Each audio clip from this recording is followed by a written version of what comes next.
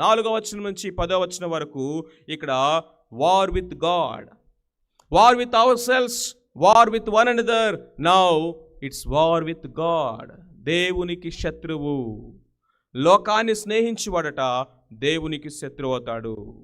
The root cause of every war, either internal are external, is rebellion against God. దేవునికి వ్యతిరేకముగా మనము మన చేయి పైకెత్తటము, దేవునికి వ్యతిరేకంగా మనము చేసేటటువంటి పాపము. అర్థమవుతుందా? Sin is lawlessness and lawlessness is rebellion against God. ఆజ్ఞాతిక్రమమే పాపము. ఆజ్ఞ అతిక్రమించడం అంటే అర్థం ఏంటో తెలుసా? ఏం చెప్తావో చెప్పుకో, డోంట్ కేర్ అని చెప్పడమాట. ఏం చెప్పుకుంటావో చెప్పుకో, ఏం రాసుకుంటావో రాసుకొని బైబుల్లో, బట్ డోంట్ కేర్, నేను దాన్ని ఫాలో అవ్వను. That's what actually lawlessness. That's what actually ఆజ్ఞాతిక్రమము. The lawlessness is sin and lawlessness is rebellion against God. ఆది ఆదాము పాపము దగ్గర నుంచి ఇదిగో మన అందరి యొక్క జీవితంలో జరిగే పాపము ఏంటంటే దేవునికి వ్యతిరేకముగా మనము పిడికిలు పైకెత్తటమట, దేవునికి వ్యతిరేకముగా చేసే తిరుగుబాటు. దేవునికి వ్యతిరేకంగా మనం ఏ విధంగా వార్ని డిక్లేర్ చేయగలం? దేవునికి శత్రువు అవటం ఏంటి? దేవునితో యుద్ధం ఏంటి? ఇది ఎలా సాధ్యము అని మనం చాలాసార్లు అనుకోవచ్చు.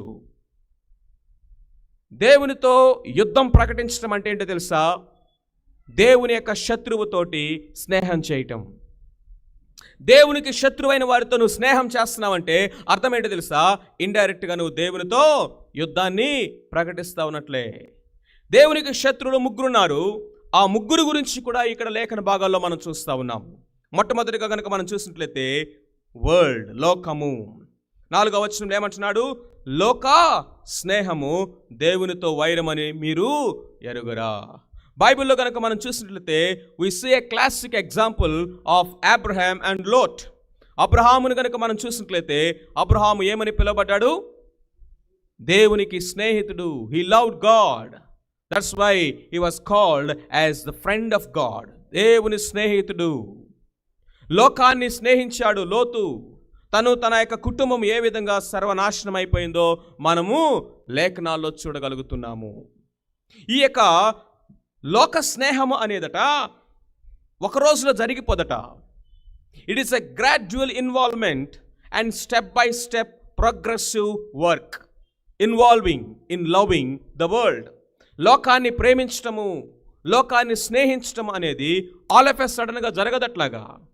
ఎలాగైతే లోతును చూడండి, లోతు ముందు లోకాన్ని కన్నులెత్తి చూశాడు. It starts with the sight. రెండోది కనుక మనం చూసినట్లయితే లోతు ఆ యొక్క లోకానికి దగ్గరగా వెళ్ళాడు. ముందు చూశాడు, దగ్గరికి వెళ్ళాడు. దగ్గరికి వెళ్ళి అక్కడ కూర్చున్నాడు. ఆ తర్వాత కొన్ని రోజుల తర్వాత లోతును చూస్తే ఈ గవిని దగ్గర ఉండాల్సిన లోతు ఇప్పుడు ఎక్కడున్నాడు? ఊరి లోపల ఉన్నాడు. ఊరి లోపల ఉండాల్సినటువంటి లోతు ఇప్పుడు తర్వాత ఎక్కడున్నాడు? ఆ ఊరి యొక్క రచ్చబండ దగ్గర ఆ ఊరి యొక్క పెద్దలతో కూర్చున్నాడు. Look at it step by step how it lead. మొట్టమొదటిగా కనుక మనం చూసినట్లయితే 4వ వచనంలో ఇక్కడ ఏంటంటే లోక స్నేహము అంటున్నాడు. The friendship of the world. 1వ అధ్యాయం 27వ వచనం చూడండి. 1వ అధ్యాయం 27వ వచనం కనుక మనం చూసినట్లయితే అక్కడ తండ్రి అయిన దేవుని ఎదుట పవిత్రమును నిష్కలంకమైన భక్తి ఏదనగా దిక్కులేని పిల్లలను విధవరాండ్రులు వారి ఇబ్బందులు పరామర్శించుటయు. రెండవది ఇహలోక మాలిన్యము. లోకం యొక్క మాలిన్యం అంటించుకోవటం అట. ఫస్ట్ స్టెప్ ఏంటో తెలుసా? లోకంతో స్నేహం చేయటం. రెండో స్టెప్ ఏంటో తెలుసా? ఆ లోకం యొక్క మాలిన్యం అంటించుకుంటాడట. ఎవడైతే లోకంతో స్నేహం చేయడానికి స్టార్ట్ అయ్యి దగ్గరికి వెళ్తాడో, లోకంతో బాయి బాయి అంటాడో, లోకంతో ఫ్రెండ్షిప్ చేయడానికి తన యొక్క చేయి ఇస్తాడో వాడికి ఏమంటుకుంటుందంటే ఆ లోకం యొక్క మాలిన్యం అంటుకుంటుంది. లోకం యొక్క మాలిన్యాన్ని అంటుకున్న తర్వాత వాడు ఏం చేస్తాడో తెలుసా? లోకం యొక్క ప్రేమలో పడతాడట. 1 యోహాను పత్రిక 2వ అధ్యాయము 15, 16, 17 వచనాలు ఏం చెప్తా ఉన్నాడు? లోకమునైనను లోకములో ఉన్నదానినైనను ప్రేమించుకుడి. లోకములో ఉన్నదంతా శరీరాశ, నేత్రాశ, జీవపు డంబము. అవి తండ్రి వలన పుట్టినవి కావు. ఎవడైతే లోకమును ప్రేమిస్తాడో వాడిలో తండ్రి ప్రేమ నిలిచి ఉండదు. ఫ్రెండ్షిప్ విత్ ద వరల్డ్, రెండవది స్పాటెడ్ బై ద వరల్డ్, లోకం యొక్క మాలిన్యం. ఆ తర్వాత మనం చూసినట్లయితే fall in love with the world, లోకం యొక్క ప్రేమలో పడిపోవటము. ఎప్పుడైతే లోక ప్రేమలో పడిపోతామో ఆ తర్వాత ఏమవుతుందో తెలుసా? రోమిలికి రాసిన పత్రిక 12:2 చదవండి. రోమిలికి రాసిన పత్రిక 12:2 లోక మర్యాదను అనుసరించి నడవటం. ఎప్పుడైతే లోక ప్రేమలో పడిపోయావో, ఇప్పుడు ఆ లోకంలో ఉన్న వాటిని ప్రేమించడం ప్రారంభించావో, శరీరాశ, నేత్రాశ, జీవపు డంబమును, ఇప్పుడు లోక మర్యాదను అనుసరించి నడుచుకోవడం స్టార్ట్ అవుద్ది. మరి మన నడవడికను మార్చేసింది. చాలాసార్లు మనం అనుకుంటాము, నేను వాళ్ళని మార్చేస్తా. ఏంటి నువ్వు మార్చేసేది? లోకం దగ్గరికి వెళ్తే లోకము నిన్ను మార్చేస్తుంది, జాగ్రత్త. లోకముతో స్నేహం స్టార్ట్ చేశాడు, లోక మాలిన్యం అంటించుకున్నాడు, ఆ తర్వాత లోకం యొక్క ప్రేమలో పడ్డాడు. ఇప్పుడు లోక మర్యాద చొప్పున నడుచుకోవడం స్టార్ట్ చేశాడు. దేవుడు లేడు, దేవుని చిత్తం లేదు, వాక్యం లేదు, పరిశుద్ధాత్మదేవుని నడిపింపు లేదు, మనస్సాక్షి లేదు. అంటే అర్థం ఏంటో తెలుసా? లోకములో ఉన్న వ్యక్తికి ఈ వ్యక్తికి ఇక తేడా ఏమీ లేదు. ఆ లోకం యొక్క ఒరబడిలో కొట్టుకుపోతున్నాడు. లోక మర్యాద చొప్పున నడుచుకోవడము, ఆ లోక మర్యాద చొప్పున అలాగే నడుచుకుంటూ కనుక నువ్వు కొనసాగితే ఏమవుద్దో తెలుసా? కొరింథీయులకు రాసిన మొదటి పత్రిక 11:32 లోకముతో పాటు తీర్పు పొందాల్సి వస్తట. అగ్నిలో నుంచి తప్పించుకున్నట్లుగా తప్పించుకుంటావేమో, కానీ వాడికి ఏమీ దొరకదు, వానికి నష్టము కలుగును. అగ్నితో కాల్చి సమస్తము బూడిదైపోతుందట. ఎందుకో తెలుసా? లోకము దాని నటన గతించిపోవును, లోకము దాని నటన గతించిపోవును. ఎవడైతే ఈ నటనలో పడి నటించడం ప్రారంభిస్తాడో వాడు కూడా లోకముతో పాటు గతించిపోతాడట. He shall be condemned with the world. చూసారా? స్టెప్ బై స్టెప్ ఎక్కడ తీసుకెళ్ళింది? అల్టిమేట్గా లాస్ట్ ఎవ్రీథింగ్. లోతులాగా మిగిలిపోతావు. లోతు నీతిమంతుడే, కానీ అతని బ్రతుకును చూడండి ఎంత భ్రష్టమైపోయిందో. భార్య ఉప్పు స్తంభం అవుతుంది, పిల్లలేమో భ్రష్టులు అయిపోయి తండ్రితో పాపం చేసి పిల్లలను కన్నారు. చూసారా? మోయాబీలు అమ్మోనీలకు జన్మనిచ్చాడండి. దేవుని బిడ్డలకు వ్యతిరేకము తిరుగుబాటు చేసినటువంటి శత్రువులైనటువంటి వారికి 2 జనాంగాల్ని పుట్టించి వెళ్ళాడంట పరలోకానికి. ఉపయోగం ఉందా ఏమన్నా? చూసిందల్లా ఆశించటం. సొలొమోను అంటున్నాడు, నా కన్ను ఏదైతే ఆశించిందో దాన్ని నేను అభ్యంతరపరచలేదంటున్నాడు. ఏమైపోయింది సొలొమోను బ్రతుకు? నీ కన్ను ఏది ఆశించిందో, నీ కన్ను ఏది సూచిందో అదే నీకు కావాలనిపిస్తే నువ్వు దాన్ని ఆటంకపరచకపోతే సొలొమోనుకు పట్టిన గతి పడుతుంది. నీ హృదయం యొక్క ఆ వాంఛలకు నువ్వు అడ్డుకట్ట వేయకపోతే ఏమవుతుంది? The friendship with the world is compared with adultery. గమనించారా మీరు? వ్యభిచారునులారా అంటున్నాడు. ఈ లోక స్నేహము దేనితో పోల్చబడింది? వ్యభిచారము. ఎందుకని?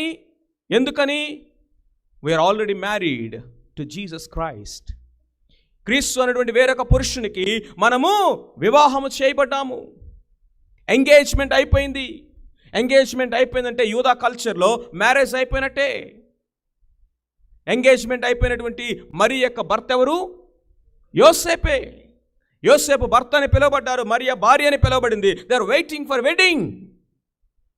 Engagement is already over. క్రీస్తునకు ప్రదానము చేసినటువంటి కన్యక వలె ఇదిగో సంఘము క్రీస్తు ప్రభువు కొరకు ప్రతిష్ఠించబడినటువంటి ఎంగేజ్ చేయబడినటువంటి స్థితిలో ఉన్నప్పుడు మరి లోకాన్ని అనేటువంటి క్రీస్తు విరోధిని మనము ప్రేమలో పడితే మరి ఈ ప్రేమను ఏమంటారండి? పవిత్రమైన ప్రేమ అంటారా? దేవుని యొక్క ఆత్మ మనలో ఉండి దుఃఖిస్తూ ఉన్నాడన్న వాక్యము అబద్ధం అనుకుంటున్నారా?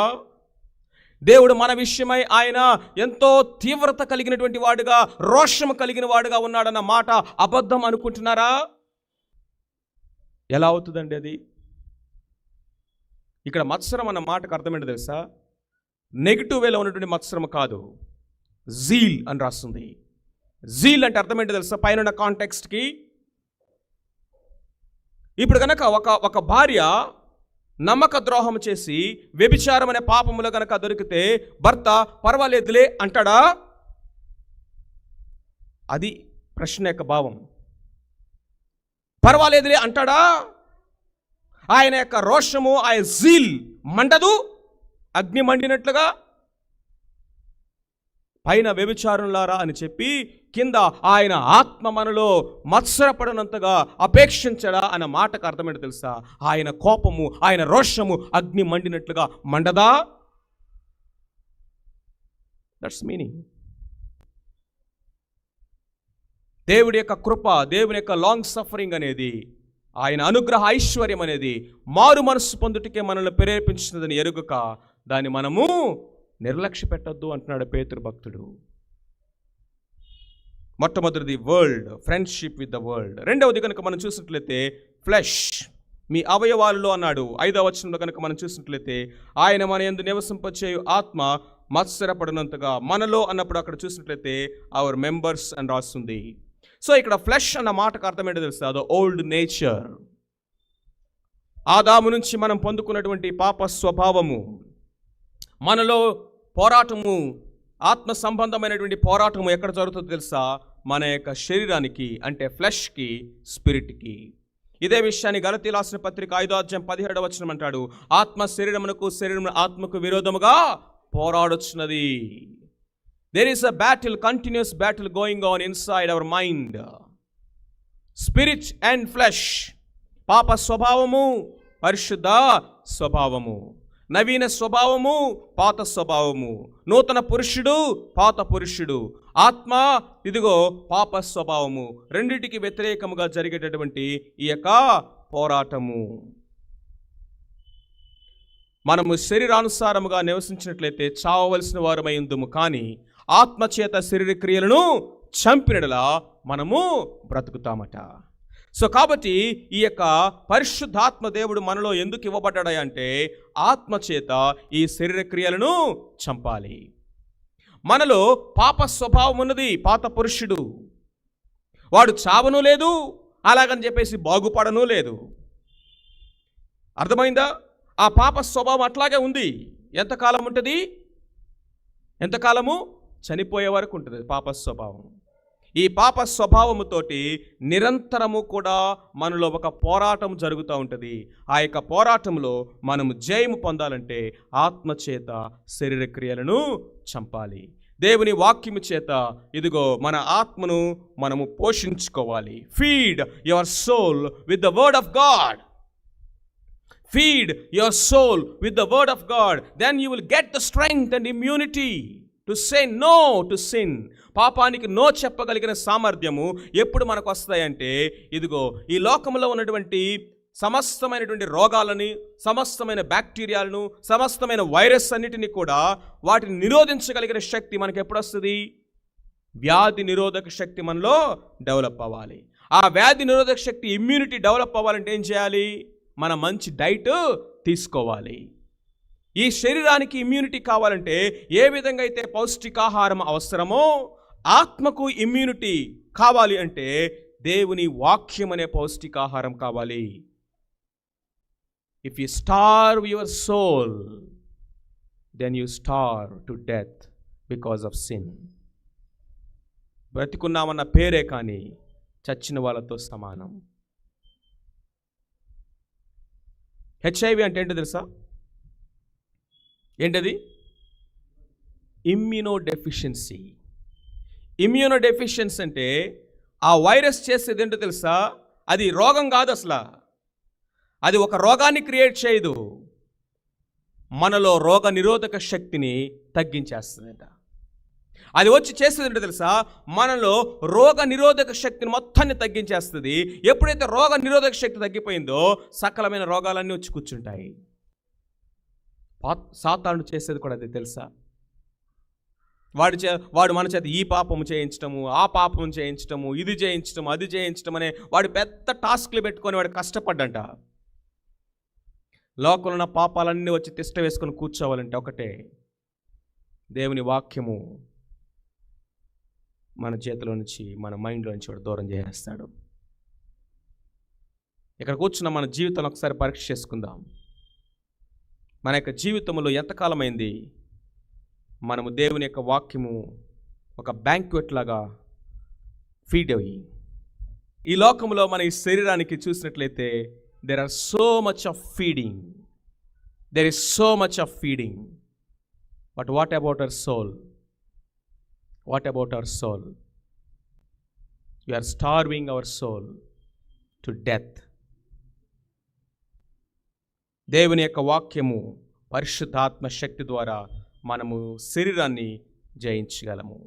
మూడవ శత్రువు ఎవరయ్యా అంటే మొట్టమొదటిది, లోకమనే శత్రువుతో స్నేహం చేస్తే దేవునికి వ్యతిరేకంగా వైరము, పోరాటం. రెండవది, ఈ యొక్క శరీరం అంటే మన యొక్క బాడీ కాదు, మనలో ఉన్న పాప స్వభావాన్ని కనుక నువ్వు పెంచి పోషిస్తూ ఉంటే పరిశుద్ధ ఆత్మ దేవుడు లోపల నుండి దుఃఖపడతాడు. ఆయన్ని ఎప్పుడు కూడా నువ్వు దుఃఖించేవాడుగా ఉంటావు. మూడవదిగా అపవాదైనటువంటి సాతానుడు. 6వ వచనం చూడండి. కాదు గాని ఆయన ఎక్కువ కృపనిచ్చిన, అందుచేత దేవుడు అహంకారం ఎదిరించి దీనులకు కృప అనుగ్రహించిన లేఖనము నెరవేర్చబడుతుంది. కాబట్టి దేవునికి లోబడుడి, అపవాదిని ఎదిరించుడి. అపవాది, మూడవది ఎవరంటే అపవాది. మొట్టమొదటిది లోకము, రెండవది శరీరము, మూడవది అపవాది. లోకము తండ్రి అయిన దేవునికి వ్యతిరేకముగా, శరీరము లోపల పరిశుద్ధాత్మకు వ్యతిరేకముగా, ఇదిగో అపవాది క్రీస్తు ప్రభువుకు వ్యతిరేకముగా. ఈ యొక్క evil trinity and the holy trinity రెండు మనం చూస్తాం. పరిశుద్ధ త్రిత్వము, తండ్రి అయిన దేవుడు, కుమారుడైన క్రీస్తు ప్రభువు, పరిశుద్ధాత్మ. ఈవిల్ ట్రినిటీ ఏంటో తెలుసా? అంటే జ్ఞాపకం పెట్టుకోవడానికి ట్రినిటీ అంటున్నాను. ట్రినిటీ అనే వర్డ్ ఉపయోగించడానికి అర్హమైంది కాదు, కానీ 3 ఉన్నాయి ఇక్కడ వ్యతిరేకంగా పనిచేసేవి. ఏంటవి? లోకము, శరీరము, సాతానుడు. అపవాదిని ఎదిరించండి. అపవాదిని ఎదిరించుడి, అప్పుడు వాడు మీ వద్ద నుండి పారిపోవును. దేవుడు అంటాడు బీ హంబుల్, నువ్వు దీనులుగా ఉండు అంటాడు. అపవాది ఏమంటాడు తెలుసా? నువ్వు చాలా గొప్పవాడివి, యు బోస్ట్ యువర్ సెల్ఫ్ అంటాడు. దేవుడు అంటాడు డిపెండ్ ఆన్ ద గ్రేస్, కృప మీద ఆధారపడు, నా కృప నీకు చాలును అంటాడు. సాతానుడు వచ్చి ఏమంటాడు తెలుసా? నీ అంత గొప్పవాడు ఎవడు లేడు, నీ శక్తి, నీ బలము, నీ సెల్ఫ్ నీకు చాలు అంటాడు. దేవుడు అంటాడు బీ యాజ్ అ సర్వెంట్ అంటాడు. సాతానుడు వచ్చి అంటాడు బీ యాజ్ అ సెలబ్రిటీ అంటాడు. వాడు అదే ఆదామాపల యొక్కను వాళ్ళ చెవుల్లో వాడు ఊదింది అదే. మీరు దేవుళ్ళు అయిపోతారు, దేవదూతల వంటి వాళ్ళు అయిపోతారు. You will be celebrities. అలా దేవదూతల కంటే గొప్ప వాళ్ళగా చేశాడండి మనిషిని. In what way? దేవదూతలకు దేవుని యొక్క ఇమేజ్ని ఇవ్వలేదట. God did not create angels in his image, in his likeness, but God created you and me in his likeness. అందుకనే దేవదూతల పాపము చేసినప్పుడు అగ్ని గంధకముల బెలముల తోసివేశాడు. మానవుడు పాపము చేసినప్పుడు వెతుక్కుంటూ వచ్చాడు. Because man created in his image. ఎంత గొప్ప భాగ్యం ఇది. సాతానుడు వచ్చి ఏమన్నాడు తెలుసా? నువ్వు తక్కువ వాడువు అన్నాడు.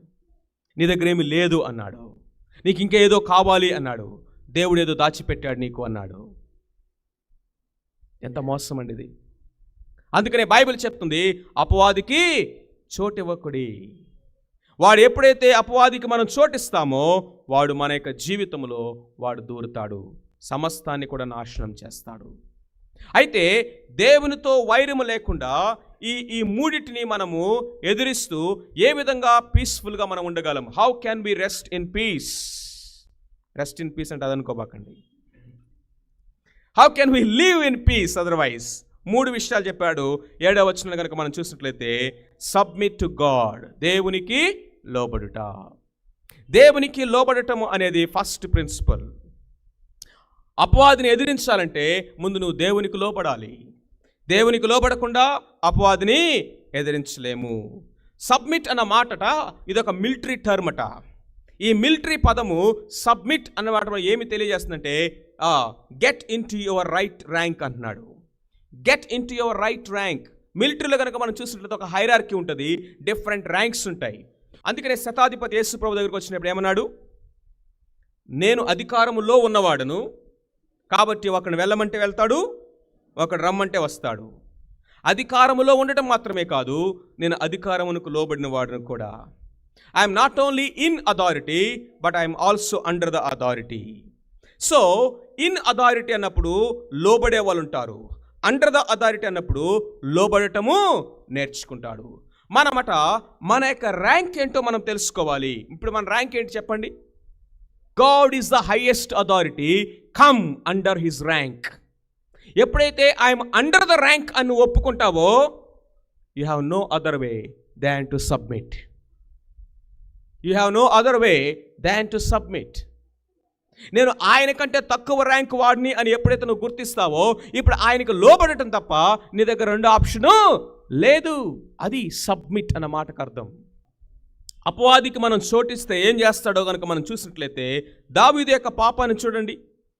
దావీదు యొక్క పాపం గురించి కనుక మనం ఆలోచన చేసినట్లయితే ఎలాంటి భయంకరమైనటువంటి వార్స్ తన యొక్క ఇంట్లోకి తీసుకొచ్చినాయి. ఎంత భయంకరమైనటువంటి వార్స్ తన జీవిత కాలం అంతా కూడా ఎదుర్కోవాల్సి వచ్చింది. నీ బ్రతికినంత కాలము నీ ఇంట్లో ఖడ్గము అది తప్పిపోదన్నాడు. The sword will not depart, hence death will not depart అన్నాడు దేవుడు. మరణం, మరణం తర్వాత మరణం, మరణం తర్వాత మరణం, మరణం తర్వాత మరణం, ఖడ్గం. మొట్టమొదటిగా దావీదు యొక్క పాపము తనలో తనకి యుద్ధం తీసుకొచ్చింది, వార్ విత్ ఇన్ హిమ్సెల్ఫ్. అందుకని 32వ కీర్తన 51వ కీర్తన చదవండి మీరు ఇంటికి వెళ్ళిన తర్వాత. దావీదు లోపల ఉన్నటువంటి సంఘర్షణ, యుద్ధం, ఆ పోరాటం ఎంత భయంకరమో. War with himself. రెండోది కనుక మనం చూసినట్లయితే వార్ విత్ వన్ అనదర్. తన యొక్క కుటుంబంలో కనుక మనం చూసినట్లయితే ఇక తనతో, తన పిల్లలతో ఒకరితో జరిగినటువంటి యుద్ధం. And finally war with God. దేవునికి వ్యతిరేకముగా తన పాపము చేశాడు కాబట్టి దేవుడు ఆల్మోస్ట్ దావీదుని చంపబోయాడు. ఆ రోజు కనుక దావీదు పశ్చాత్తాపడకపోతే వేటు పడిపోయేది. కానీ దేవునికి తెలుసు దావీదు విరిగి నలిగిన హృదయంతో దేవుని దగ్గరికి వస్తాడని. కాబట్టే నాతాను ప్రవక్తను పంపించి దావీదు యొక్క పాపం విషయమే అతన్ని హెచ్చరించాడు. అయితే మన యొక్క జీవితాల్లో జాగ్రత్తగా వినండి, మన యొక్క జీవితాల్లో దేవునికి లోబడకుండా ఉండటం అంటే అర్థమేంటో తెలుసా? దేవుడు తన వాక్యాన్ని మనకు అందించిన, నాతాను ప్రవక్తను పంపించినట్లుగా మన దగ్గరికి దేవుడు తన యొక్క వాక్యము ద్వారా, తన సేవకుల ద్వారా మన పాపాన్ని ఒప్పించడానికి ఆయన పంపించినా కానీ మనము కనుక మన పాపాలు ఒప్పుకోకుండా, పశ్చాత్తాపడకుండా, ఆ విరిగి నలిగినటువంటి కాంట్రైట్ అండ్ బ్రోకెన్ హార్ట్ కనుక లేకపోతే దేవుడు ఏం చేస్తాడు తెలుసా? ఆయన నలగొట్టడం స్టార్ట్ చేస్తాడు. ఆయన నలగొట్టడం స్టార్ట్ చేస్తే మానవుడు ఎవడు తట్టుకోలేడండి. దావీదు అదే అన్నాడు, దేవుని చేతిలో పడుట బహుభయంకరం.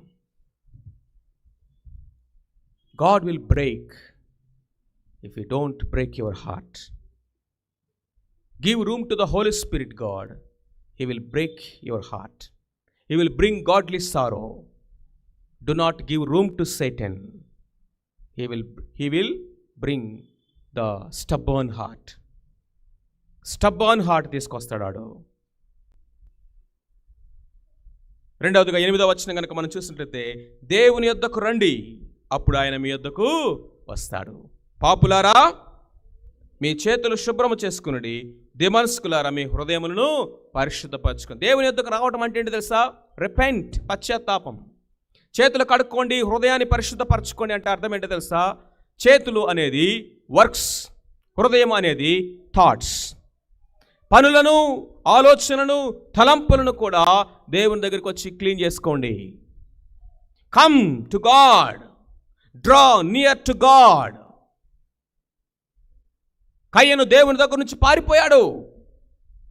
దేవుడే వెతుక్కుంటూ కయ్యన దగ్గరికి వస్తే పశ్చాత్తాపడ్డా? దేవుడే చొరవ తీసుకొని ప్రశ్నల మీద ప్రశ్నలు వేస్తున్నాడు, కనీసం పశ్చాత్తాపడతాడేమోనని. దేవుని దగ్గర నుంచి పారిపోయి దేశదిమ్మరైపోయాడు. ఒకటే కారణం, he did not repent of his sin. He did not repent. దేవుని యొద్దకు రండి, మీ చేతులు కడుక్కోండి, హృదయాల్ని పరిశుద్ధపరచుకోండి. Works and thoughts, intentions, motives. అంతేకాకుండా మనం మూడోదిగా కనుక మనం చూసినట్లయితే హంబుల్ యువర్ సెల్ఫ్. 9వ వచనం ఏం రాస్తుంది? వ్యాకులు పడుడి, దుఃఖపడుడి, ఏడువుడి, మీ నవ్వును దుఃఖమునకు ఆనందమును చింతకు మార్చుకునుడి. 10వ వచనం, ప్రభువు దృష్టికి మిమ్మును మీరు తగ్గించుకునుడి, అప్పుడు ఆయన మిమ్మును హెచ్చించు. Humble your self. 3 మాటలు చెప్తున్నాడు. Humble yourself. చాలాసార్లట it is possible to submit outwardly, yet it is possible to be stubborn inwardly. బయటికి మనము లోబడినట్లుగా కనబడటానికి అవకాశం ఉంటుందట. బయటకు మనము మాట వింటున్నట్లుగా కనబడటానికి అవకాశం ఉంది. బెస్ట్ ఎగ్జాంపుల్ ఇంతకుముందు మీరు వినే ఉంటారు. ఒక చిన్న పిల్లవాడు ఇంట్లో తప్పు చేశాడట. వాళ్ళ మమ్మీ గద్దించింది, మళ్ళీ చేశాడు, మళ్ళీ కొట్టింది, మళ్ళీ చేశాడు. ఇప్పుడు వాళ్ళ మమ్మీ వాడికి పనిష్మెంట్ ఇవ్వడానికి ఏం చేసింది తెలుసా? గోడ కుర్చీ వేయదన్నట. గోడ కుర్చీ ఏమంది. ఆడేం చేశాడు? గోడ కుర్చీ వేసి ఇట్లా కూర్చున్నాడట. కూర్చొని కోపంతో కళ్ళు ఇట్లా పెట్టి నోరిట్లా పళ్ళు పెట్టపడబట్ట కొరుకుతూ మమ్మీ వైపు అట్లాగే చూస్తున్నాడంట.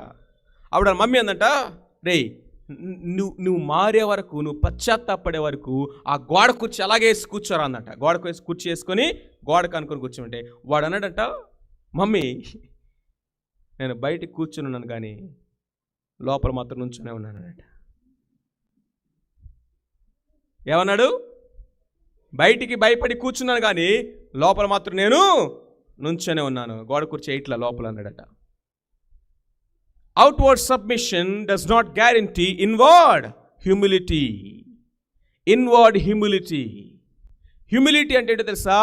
It is inward more than outward. వంగి వంగి దండాలు పెట్టచ్చు, లేకపోతే లేనటువంటి దీనత్వాన్ని చూపించవచ్చు. ఏదో భయపడుతున్నట్లుగా, ఏదో గౌరవం ఉన్నట్లుగా, ఏదో మనము లోబడుతున్నట్లుగా బయటికి నాటకాలు వేయచ్చు. కానీ నిజంగా వినయం అనేది, లేకపోతే హ్యూమిలిటీ అనేదట హృదయ సంబంధమైనదట. సబ్మిట్ అని అక్కడితో ఆపకుండా హంబుల్నెస్ గురించి, humble your self, humble your self. It's not simply outward submission but inward humility, inward meekness, inward lowliness అనేది చాలా ఇంపార్టెంట్. ఎందుకో తెలుసా?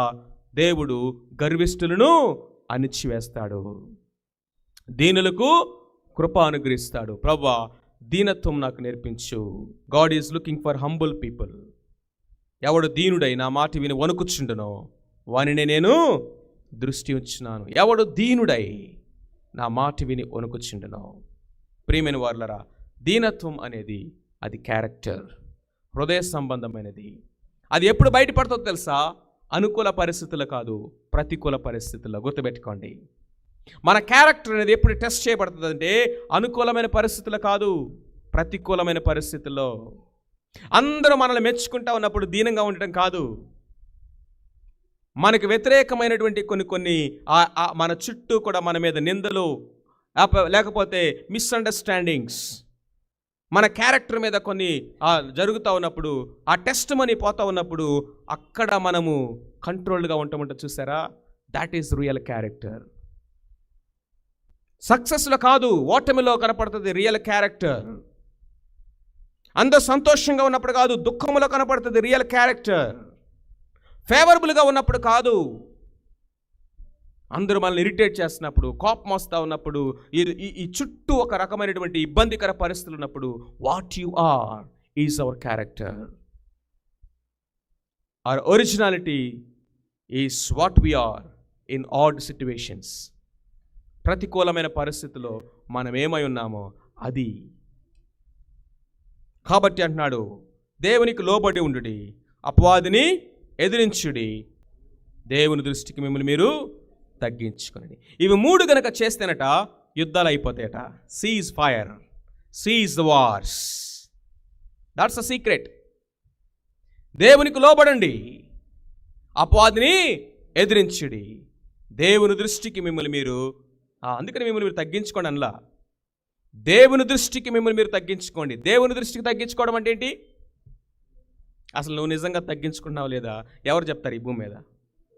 అది బికాస్ గాడ్ నోస్. అందుకనే దేవుని దృష్టికి మిమ్మల్ని మీరు తగ్గించుకోండి. And then all the wars will be ceased, peace will rule. Where there is no war ఏమంటే చెప్పండి? Peace, peace, peace. ఈ నూతన సంవత్సరంలోనికి ఎంటర్ అవుతున్న మనము ప్రార్థన చేసుకుందాం. What are the wars you are facing? Wars inside, within, wars around with people, and అల్టిమేట్గా వార్ విత్ గాడ్. ఇదిగో శరీరాశ, నేత్రాశ, జీవపు డంబం అనే లోకమును ప్రేమిస్తున్నామా? శరీరానుసారమైనటువంటి ఈ యొక్క పాప స్వభావాన్ని వెంబడిస్తూ మనము పరిశుద్ధాత్మను దుఃఖపడుతున్నామా? అపవాది సాతాను చేత మనము ఏడవబడుతూ దేవుని క్రీస్తు ప్రభువుని మనము బాహాటంగా మరలా సిలువ వేస్తున్నామా? దేవుని శత్రువు అయినటువంటి మూడింటిని మనం ప్రేమించటము దేవునికి వ్యతిరేకముగా యుద్ధము ప్రకటించటమే. అయితే ఈ యుద్ధములన్నీ మానిపోయి సమాధానం రావాలంటే 3 మాటలు చెప్పాడు. మొట్టమొదటిది దేవునికి లోబడి, సబ్మిట్ టు గాడ్. రెండవది రెసిస్ట్ ద డెవిల్, అపవాదిని ఎదిరించుడి. Humble yourself in the sight of God and he will lift you up. ఆయన మిమ్మల్ని హెచ్చించినట్లుగా ఆయన బలిష్టమైన చేతుల కింద దీన మనస్కులుగా ఉండండి. ప్రార్థన చేసుకుందాం.